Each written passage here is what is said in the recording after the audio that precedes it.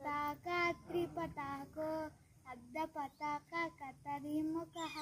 मयूराख्यो अर्धचन्द्रस्य करालाशिखतुण्डकः मुष्टिश्च शिखराक्षस्य